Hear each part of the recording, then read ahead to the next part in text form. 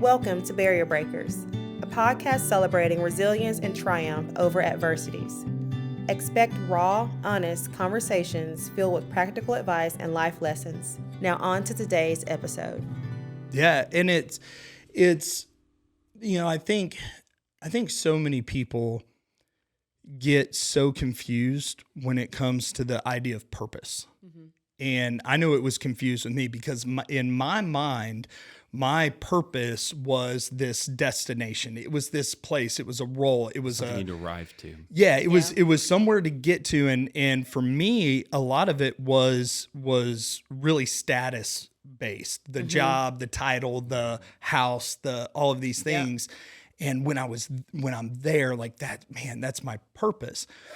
And realizing that my purpose is, and I think it's shared by everybody, is to just love people. Mm-hmm.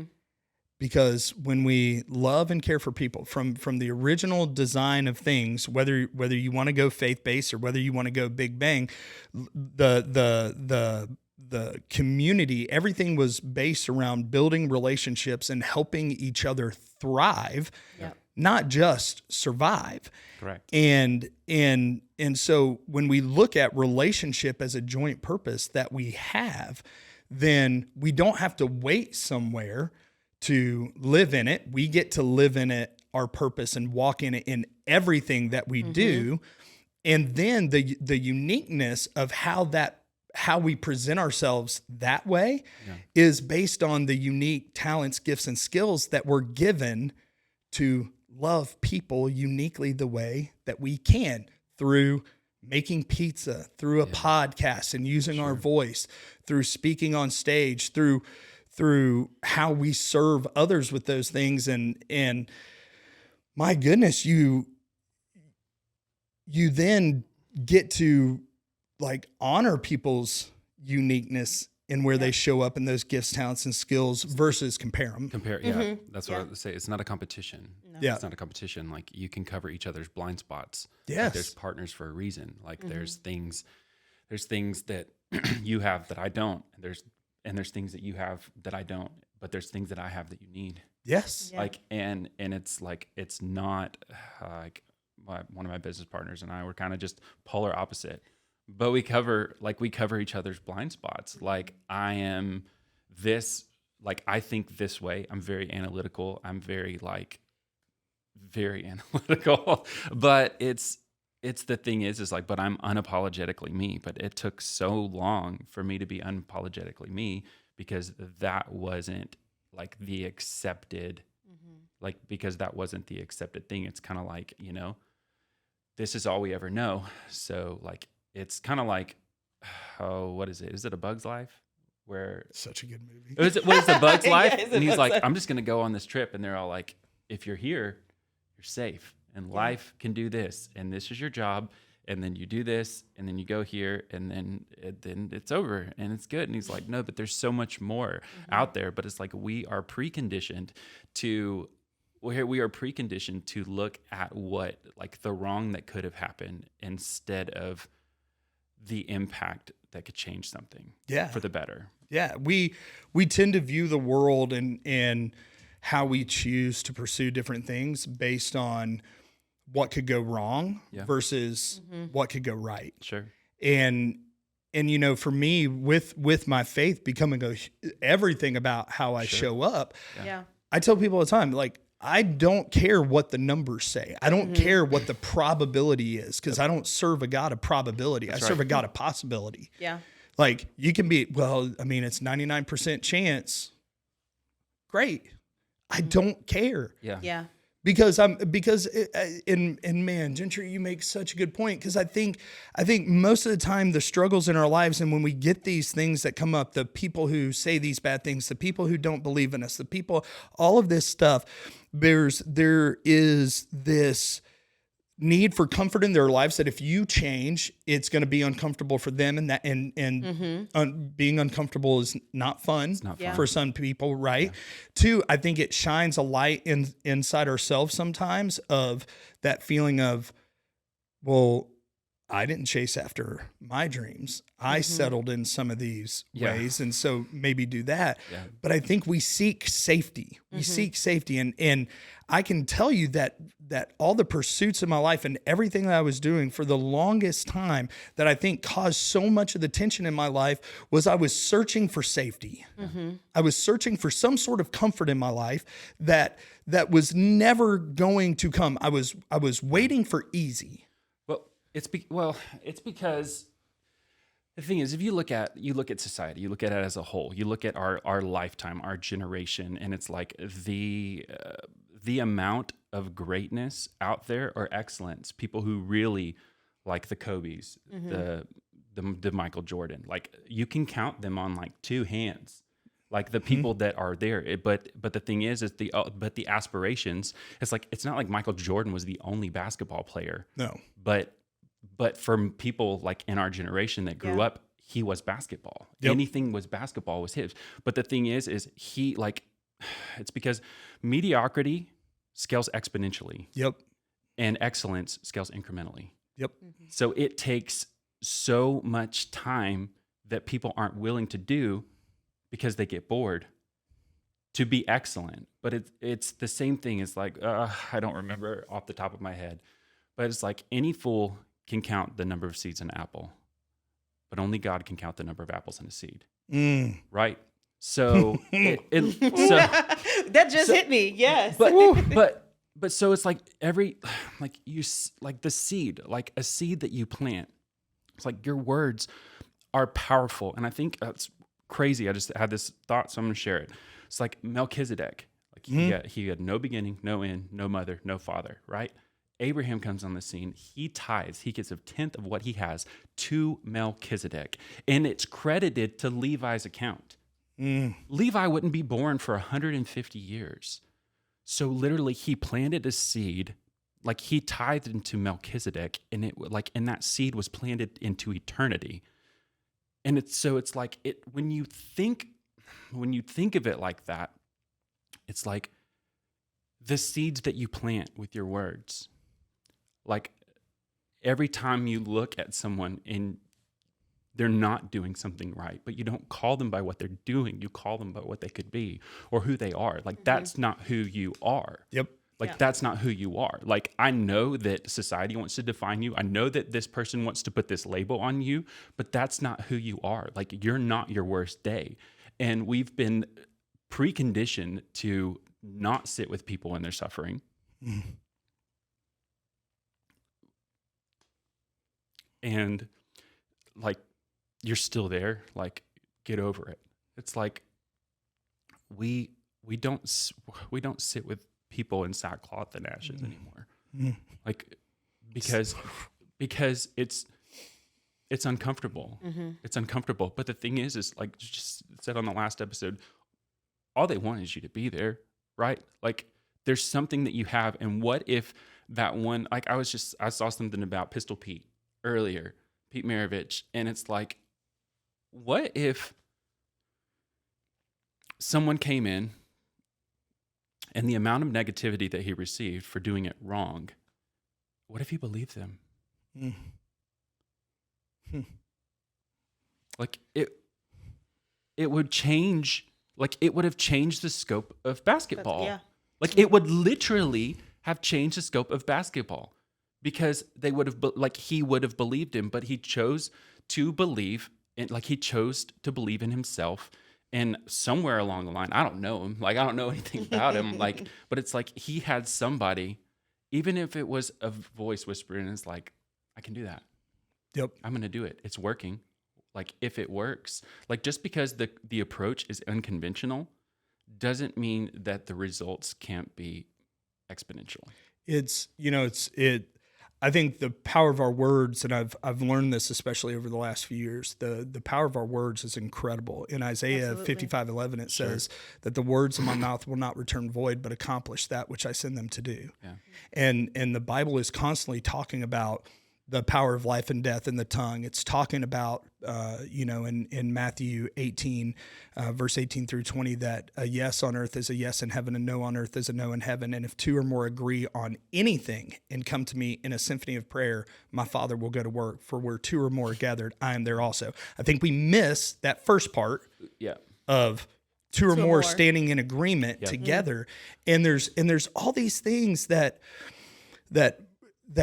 just show it, but it's really easy for people to go, oh, well, that's cool. That's all that stuff sounds really nice. My kids, I didn't experiment with them. I cut an apple in half. Because if you read Dr. Emoto's study on water crystals and speaking positivity or negativity to the water crystals and seeing how they look. You do it with rice too. Yes. We did an apple. We cut it up, put it in two different jars, a love jar and a hate jar, put it in the same windowsill, put the same lid on it. And for 21 days, we spoke negativity and hate to the hate jar, love and positivity and gratitude to the love jar. Now, I did have to tell my youngest daughter at the time, please stop sneaking and saying nice things to the hate jar. You're going to ruin the experiment. But after 21 days, and I've got pictures of it, pulled them out, and the love apple looked like it had just been cut in half. Mm-hmm. The hate apple was rotten. It was gross. It smelled. It already had somehow gotten little flies in there, and it was disgusting. And when I think about that, and I think about when we see people, and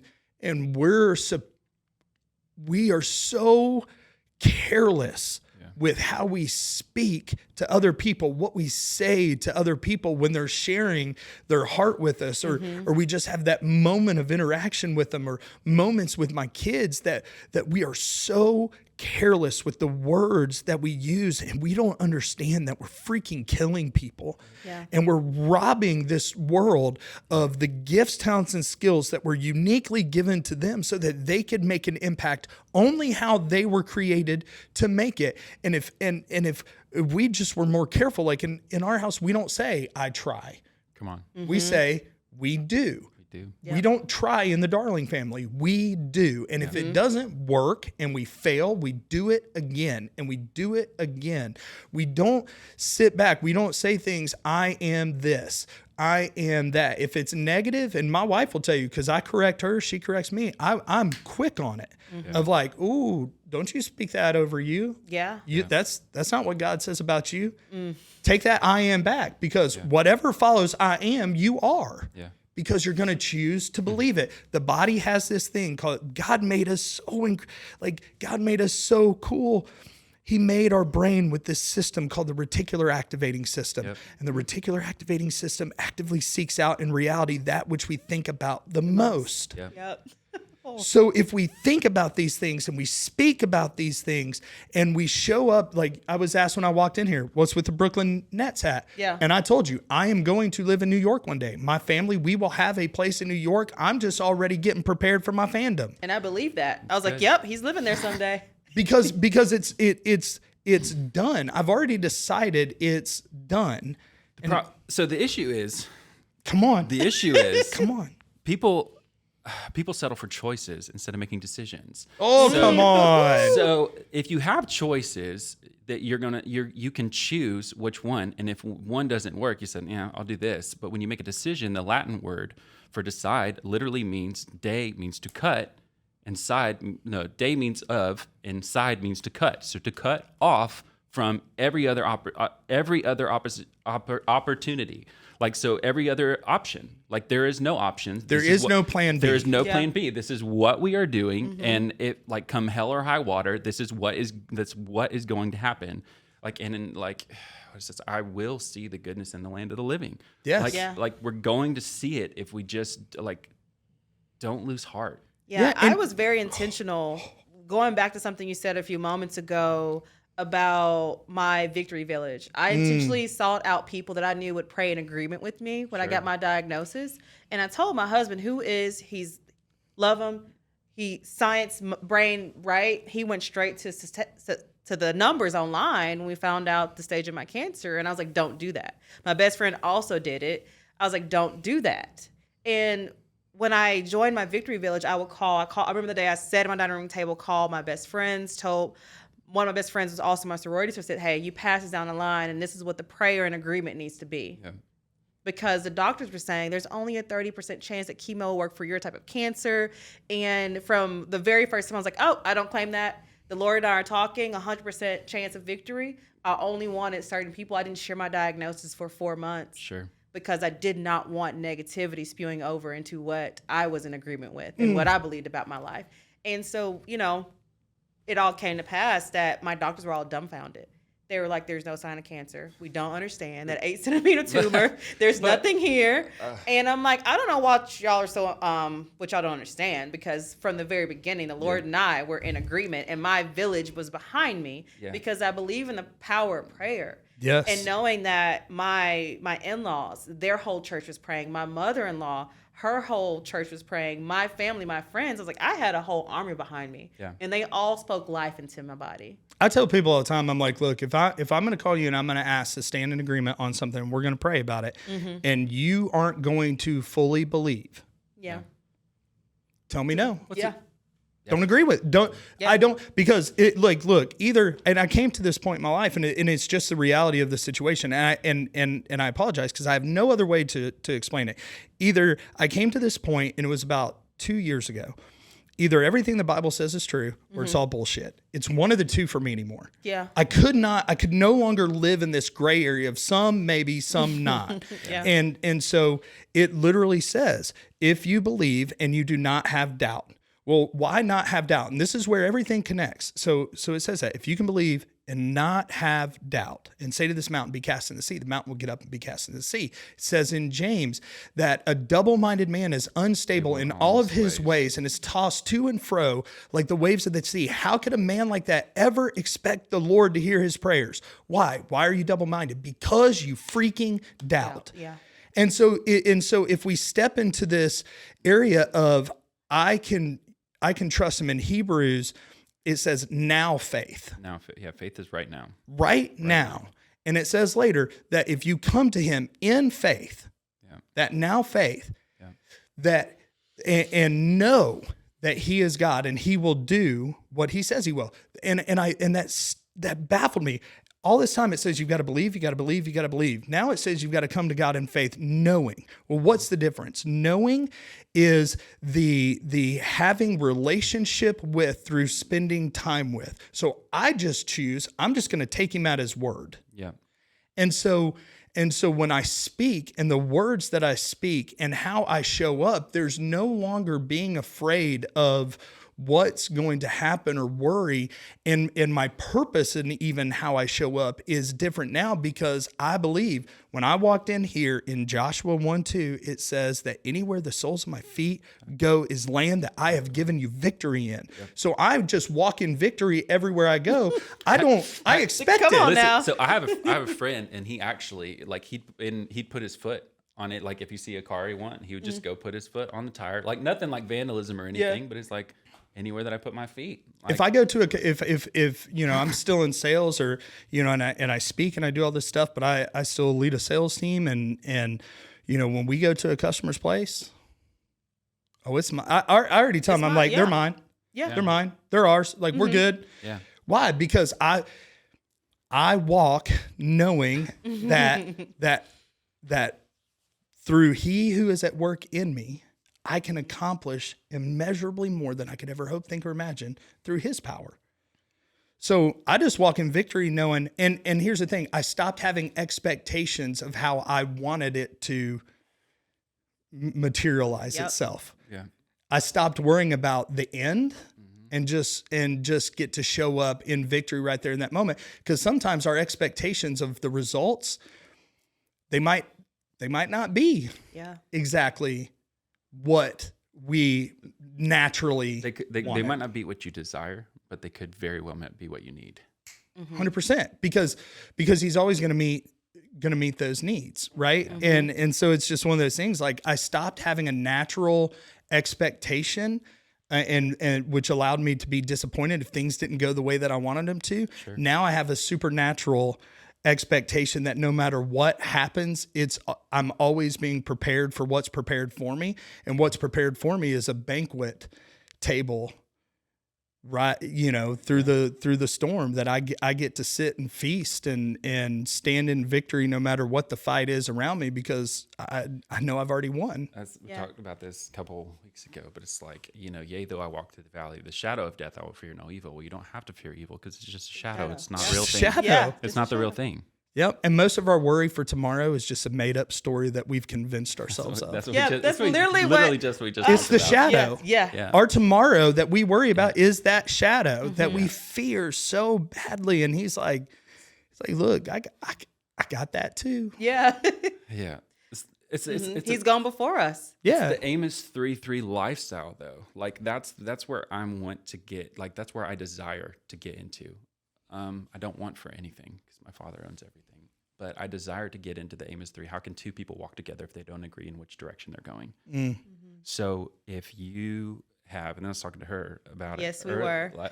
earlier this week, and it's like, when you're first getting started to break the mold, you search for alignment in anything. But once you get going, you don't settle until you have alignment in everything. Yeah. Yeah. So there is it's something is when you focus on that one thing, like that this is going to be the result. It's amazing when that people who don't agree with the direction that you're going in fall to the wayside for whatever reason. But it's the alignment in anything you're searching for. You're grasping for an anchor. You're grasping for something. You're doing something. And then like all of a sudden you get like your bearings and you're like, all right, I know where we're going. I know, where to put this brick, where to lay this stone. And then all of a sudden it's like, well, I just don't like this. It's like, why? Because it doesn't feel right. Why does it feel right? Because I know what I'm doing. Because like Western civilization says, like, teach me and I learn. Like you want to know how to build a house? Well, you just put this here and you do this and then it becomes a house, right? But then Eastern thinking is completely different. It's completely different. Eastern culture says you go through something and then you figure out what happened to you on the other side of it. It's like you're going to build a house, you just do it. You don't watch someone do it. You learn as you go. And there's a disconnect between Western thinking and Eastern thinking. When Western thinking says if I told you that, I heard this one time, if I told you that I had a dream last night and I dreamed that we moved to Canada, and so I'm like, bye, I'm leaving. I'm going. I went like, where are you at? Well, I'm on a plane to Canada because I had a dream. I got up and you'd go like, you're ridiculous. Like this is insanity. Like, what are you talking about? And then like 2 weeks later, I'm like, well, hey, I know we just got over here, but like I had a dream. We moved back, so I came back. You'd be like, what? Like we need to like, I'll send you some people, like some help. Like you need help get a in your thing life. is, Yeah. But like the Western civilization says that that's crazy.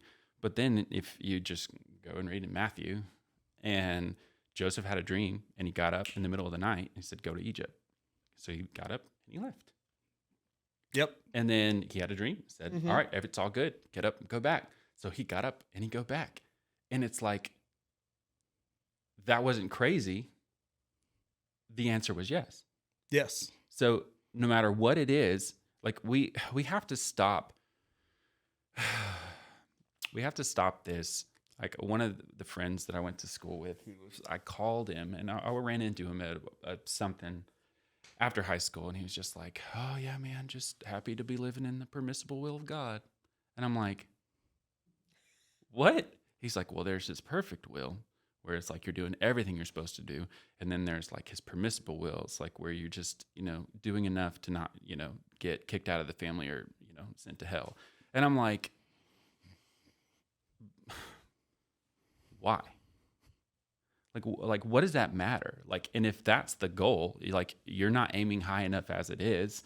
So, like, what's the purpose of it all? And for me, man, I either Christ died on the cross, Yep.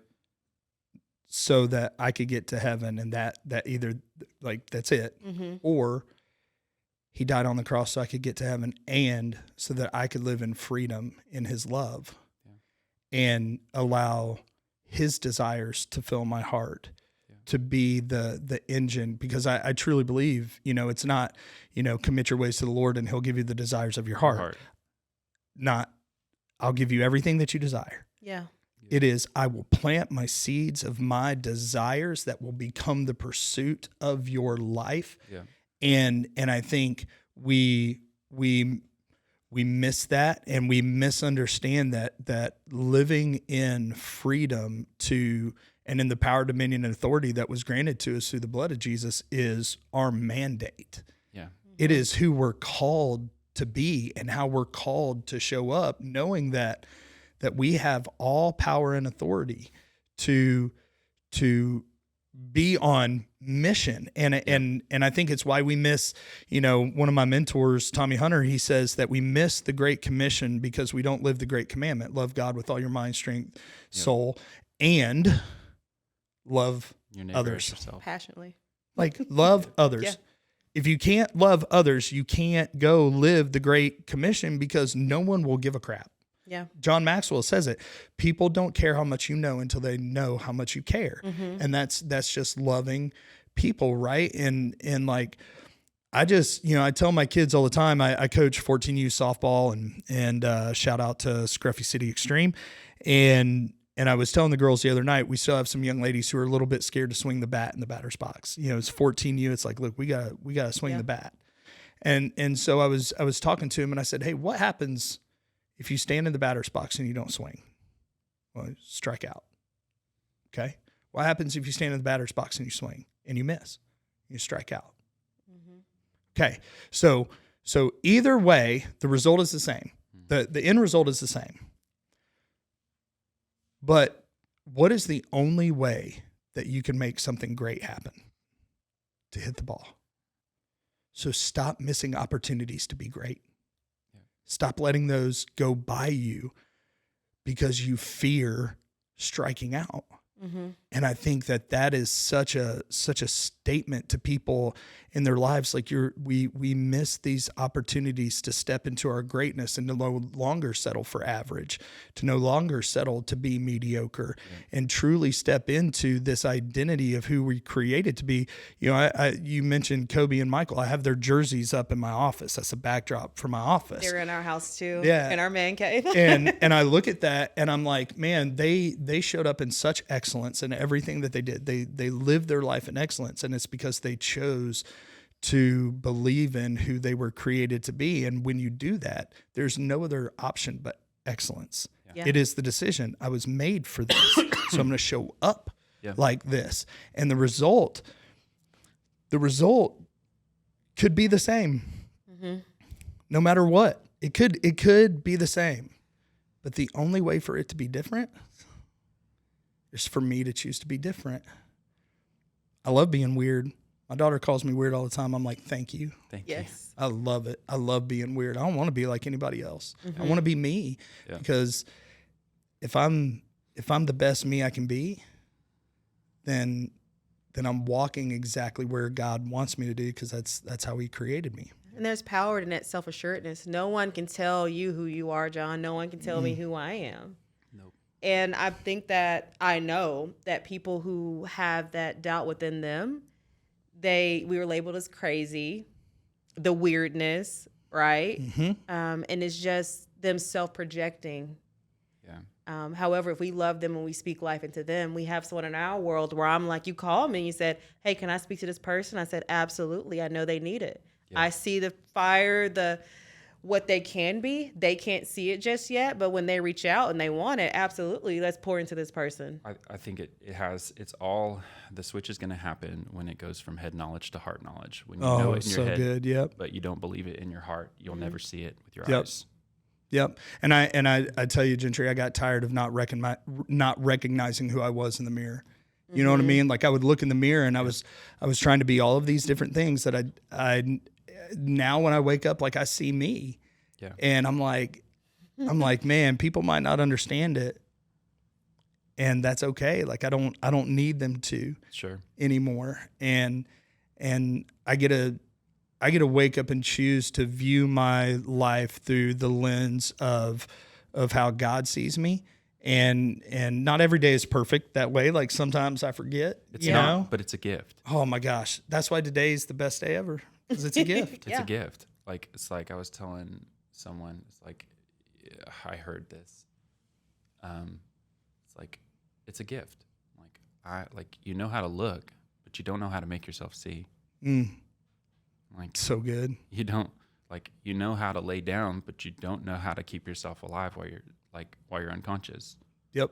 Like, it's such a gift, like, that we know, like, where to go. Or it's like, have you ever, like, not even sleepwalking? I'm not talking about, like, medically. I'm talking about, like, just came to and figured out, like, you were doing something, and it's just programmed to do it. Like, a lot. Autopilot.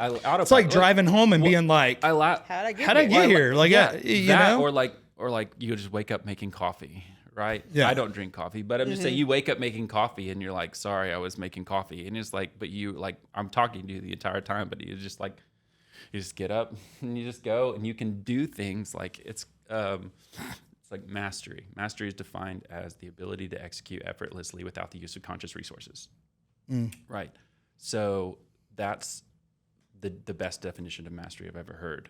But it's true. It's like, when you have mastery in something, you don't have to teach from a place of tactics. You teach from a place of essence. Oh, that's so good. And that connects different. But it's who you are. Yeah. Like, it's who you are. It's Yep. the passion in the pizza. Yeah. Yep. Yeah. It's the passion in the cake. Gonna be our saying. It's the Passion in the pizza. But it is. Or Yep. passion in the pasta, or whatever you want to do. Like, you can tell the difference between someone who puts love into what they do and someone who does what they do because they would love to do anything else. Well, because we live life based on obligation. We think we have to instead of we get to. I say I get to a lot. get It's a to. privilege. Yeah. It is an absolute privilege. And it's funny you mentioned the love thing, because I travel a lot, and anytime I go anywhere and I'm getting food or anything like that, I always ask the people, I'm like, did you make it with love? Because it tastes better. Yeah. It tastes better when it's made with love. It tastes better when the person's hands that are doing whatever it is that they have put them forth to do is doing it with passion and sincerity and a genuineness of heart. The results speak for themselves, and people feel it. Lou Sal says, is one of my favorite quotes. He says, "When true sincerity is formed within, it is felt outwardly in other people's hearts." Yeah. And I think that connection of when you're really purposely using your gifts, talents, and skills where you're at, my goodness, the way that people feel it is different. It's just the same thing the Bible says, to let your words be seasoned with salt. Like, let them be seasoned with salt. Like, what is salt? Like, salt is something that, yes, it's a sanctifying agent. However, if you look at the history of salt was so rare that they paid soldiers with it. And there's a saying, is he worth the salt? Yeah. But it's like, so don't just be sanctifying, but if the salt was only found in king's palaces and it was used to pay soldiers, they only got it to the measure of the value that they expressed. So don't just make something savory, add value. Yes. Yeah. Oh man, that's so good. That's so good. You're like, I'm glad you're using your voice. Thank you. People are going to learn so much, and there's so much wisdom in what you speak. And I mean this, like the wisdom and the power in your words are impactful, Gentry. And this is, I can see this just being the beginning for what you're able to do in communicating your heart to other people and the ripple effects you're going to make. So like I really want to encourage you right now of like don't ever underestimate the value of the words that you are speaking, because man, like you've got something special, man. And God's given you something really, really cool to share, in all that wisdom that you have, you know, and all that knowledge that you have. The one of my favorite things is knowledge without action is worthless, but knowledge with action is wisdom. And by you starting to use your voice like you are, man, and allowing that knowledge to now be action steps in not only how you live, but helping other people learn how to step into that's powerful, man. Like keep going, keep opening that mouth, because it matters. Thank you. Yeah. Thank you. Yeah. Sorry. I've been wanting to say it for a while. Like, No. like you can feel it, man. You can feel it that you're just stepping into it, and God's going to do a lot of really cool stuff through your words. And I'm pumped that you have somebody like Brittany that puts you in a position to use them. And it's cool, man. That's awesome. Thank you. Oh. Yeah. You don't understand how much he needed that, because we talk about this often, how when you're the first in your family or your line of people to do something, it comes with a lot of doubt, criticism. You wake up every morning, you hear that little voice, and I just like to show Gentry a mirror to show him how awesome he is and just as beautiful as a person. The very first time I heard him speak, I was like, there's something there. I knew I had an idea, and I was looking for the best partner in this, and didn't really know him that well. And through this whole journey, I mean, we talk to each other almost every day now. Actually, every day. So what good like what cool discernment on your part too, right? Like that's a big deal of like seeing that. I think a lot of times we see those things in people, but we don't actively call them out or pursue that. That's I mean, like what y'all are doing is really special, and it's really cool. And you know, you guys are about to be, you know, at a place where most podcasts, if you can make it past 21, you've done better than I think 90% of anybody else who ever started a podcast. Like you're in the elite at that point. It doesn't matter viewership, it doesn't matter subscribers, none of that stuff matters. The fact that you can be consistent and hit 21 and go and keep going, you are in the top echelon of podcasts, because most people don't make it that far. And man, you guys, y'all are just getting started. Yeah. Thank you. Thank you. Thank you. Do you have another event coming up this year? So I've been asked that a lot. I think I asked you this the first time we talked. Yeah. Yeah, I've been asked that a lot. There's been some interest in possibly doing another one, and so it's kind of being mulled around a little bit of how we could do it even better and different and truly bring value. And the ultimate goal with Impact Knoxville was to be a for Knoxville, by Knoxville, giving back to Knoxville event, to where we've got so many incredible people and leaders and impact makers in this city that I think oftentimes when we're in that spot, and I know it was, well, how do I get out of Knoxville? Like, how do I get my reach outside of the city that I live in? And I want to be able to bring that back. It was the ultimate goal. Like, the people who are here that are so incredible, let's invest in people here with using the incredible people we have. And so it's still very passionate to me. Like I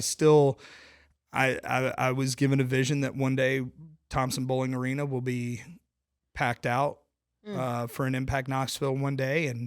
And so the fire is still there.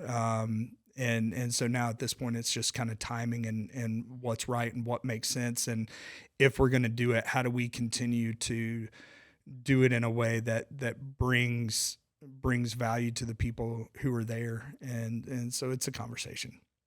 Yeah. It's in the lab. It's in the lab. Yeah. And I've had people reach out. It's the craziest thing. I've had people reach out and ask about franchising it out and doing it in other cities and what it would take to do like an Impact Dallas, an Impact Tampa, an Impact Atlanta, Impact Cincinnati. Like these are all real conversations that I've had. And, but I'm very patient with God in the vision. I used to just want to get there as quickly as possible. And now I'm very patient in the process of how I get there. And so, I don't rush as much stuff as what I used to. That's good. Yeah. That's the hardest part of even forming a business, doing the behind the scenes, the operations. It's the hardest part of anything. Anything. Yeah. Yep. But once the operations is good and solid, it'll be so much easier to put it on and move it to other cities and just impact the entire country, the world, really. Yeah. And each time we've gotten a little better. Each time our audience has gotten a little broader back then I was starting and running a lot of that stuff with still a lot of fear. Mm-hmm. And, I think I shared with you like the day before the first one, I thought no one was going to show up, and I go to Barnes and Noble, my spot, and I'm in the business book aisle. It's kind of my fortress of solitude. And this lady walks in, and a young girl, and she's looking at business books. And so I engage with her, and I'm like, "Oh, you looking for anything in particular?" Blah, blah, blah. And she's like, "Oh, hey," she was like, "What are you doing tomorrow?" This is Friday. And I'm like, "Well, I'm married." Maybe like I talk to everybody. So sometimes you gotta be a little cut for, I'm like, "I don't know, I've got some stuff going on." And she was like, "Oh, well, I'm, have you heard of like, there's a leadership event tomorrow. And since you're really into leadership, like it might be something you'd enjoy." And in my head, I was going, "Great. Somebody else is putting on an event on the same day that I am. Like, this sucks." Like, nobody's going to show up. I was right. And I was like, "Oh no. Well, I know there's a few going on. Like, which one are you talking about?" Yeah. And she goes, "Oh, a friend told me about it. It's called Impact Knoxville. Have you heard of it?" And I was like, "Yeah, I'm actually the guy who's putting it on." And I was like, I'm actually here, and I'm very transparent. I was like, "I'm actually here in Barnes and Noble because I've been freaking out, really worried that nobody was going to show up." And I was like, "Thank you for allowing God to speak through you." I was Yeah, going for to sure. say it's a God moment. And her name's Natosha Kinnerson, and she's incredible. And she's back in Texas now, and she came to the event. But it was, now I don't operate in that fear. Mm-hmm. And so it's not about whether or not somebody will show up. It's about how are we going to do this so we can, because God's going to blow this thing out of the water when we do. And I want to make sure that we're prepared for what he's got in store for it. So there's gonna be another one, whether or not it's this year. We'll be watching and, of course, be in attendance. Keep doing what you're doing. Appreciate it. Thank you. You guys too. You're awesome. Thanks for giving me the time today. Yeah, for sure. Thank you, John. Yeah. Thank you guys out there listening. I'm sure you and your hands are cramping from the notes you had to take, just all the knowledge being dropped by these two gentlemen today. And you guys have a blessed day. Until next time.